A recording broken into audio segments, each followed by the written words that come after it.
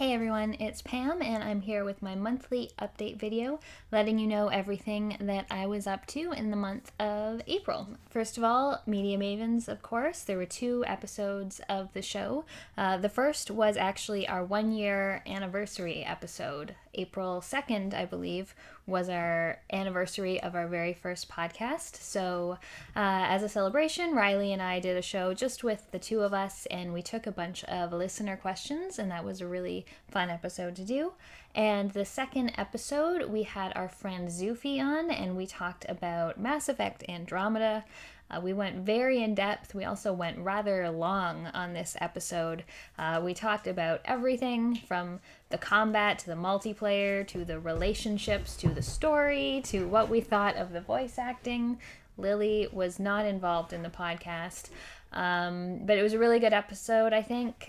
We talk non-spoilers and spoilers. If you haven't played it yet, the spoilers are laid out very clearly in the show notes, so you can skip those if you want to listen to the rest of the podcast.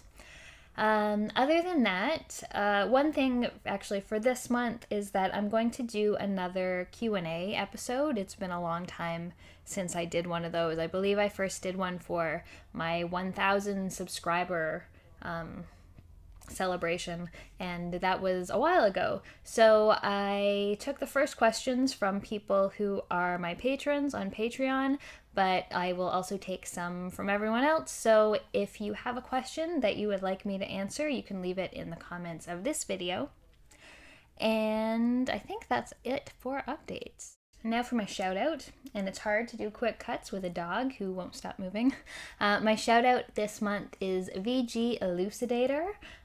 First of all, because he makes great videos, and second of all, because I really like saying Elucidator.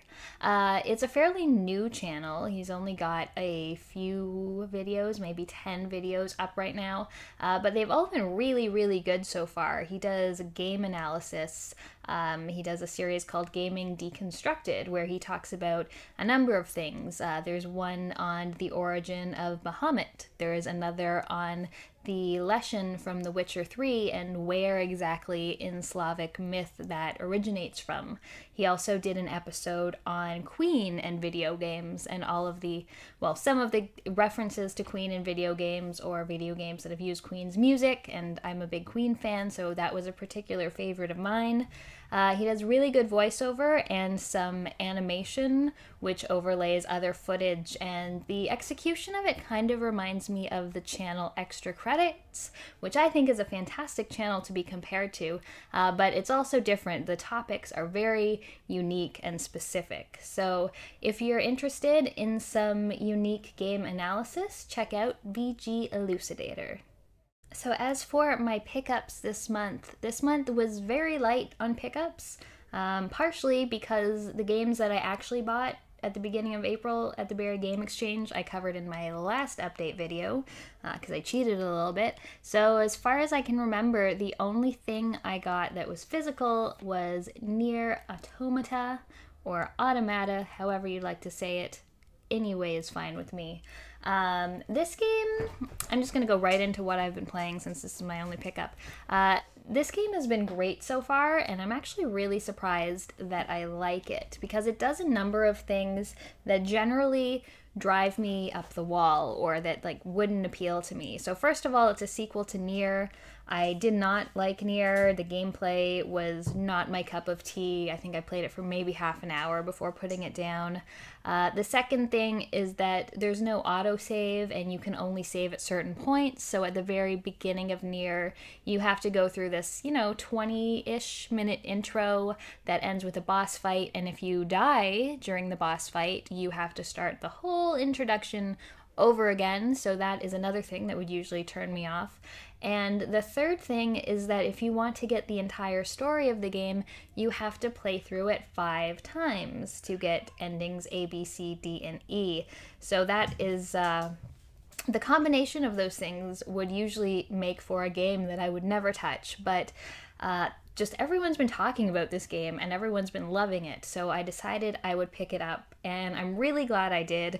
It's a lot of fun. I haven't gotten too far into the story yet, but anything about, you know, AI and sentient machines and things is definitely my jam. So I like the story, I like the gameplay, the hack and slash mechanics are a lot of fun, and one thing I love is that the game opens up as a shoot 'em up, which is excellent. I love shoot 'em ups, as you probably know. So I love when games combine multiple different ways of gameplay. So there's the hack and slash, and there's shoot 'em ups, and then there's more like a free ranging shooter.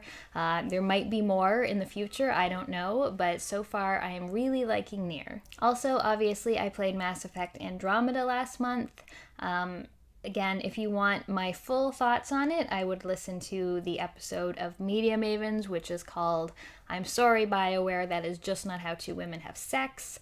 But some quick thoughts on it. Excellent combat, probably the best combat the series has ever had. As for everything else, it's just so-so. I'd say it's good. There's good stuff in it, but it is weighed down by open world bullshit, as many open world games are. I do like the companions. I do like the companion quests. There's a particular quest line where you have to find your father's memory arrays, even though the places that they are don't make any sense. I like when it ties back into the original series. I think Frida Wolf, who does the voice of Ryder, is fantastic.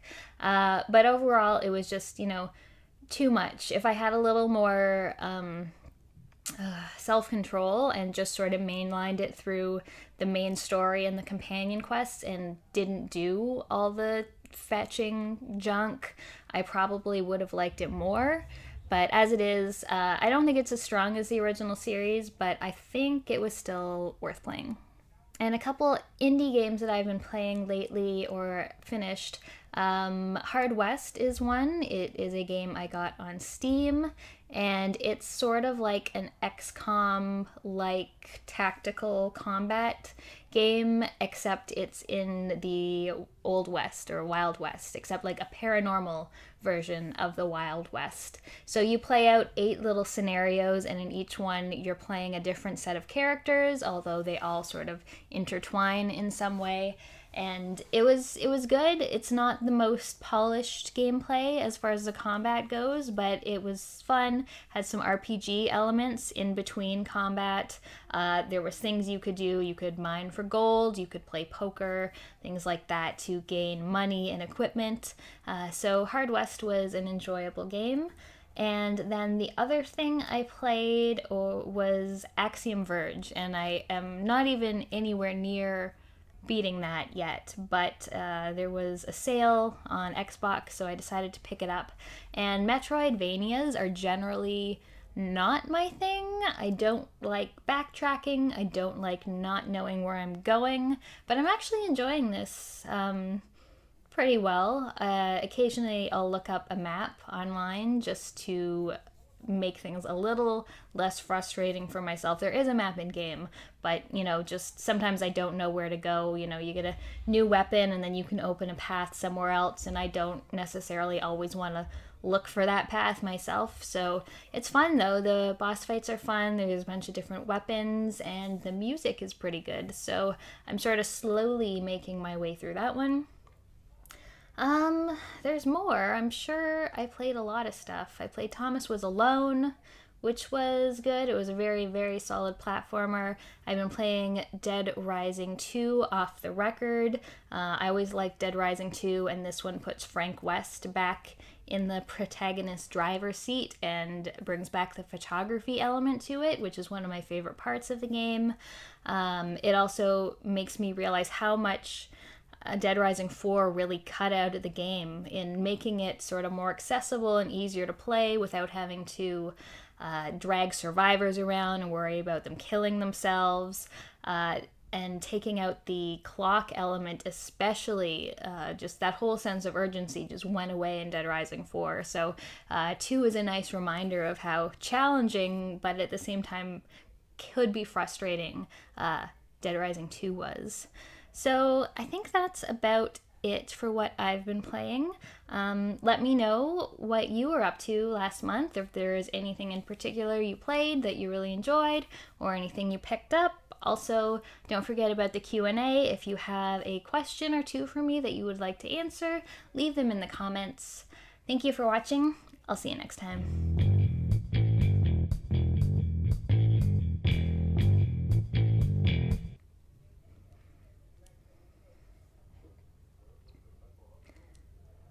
Lily is just staring into your soul.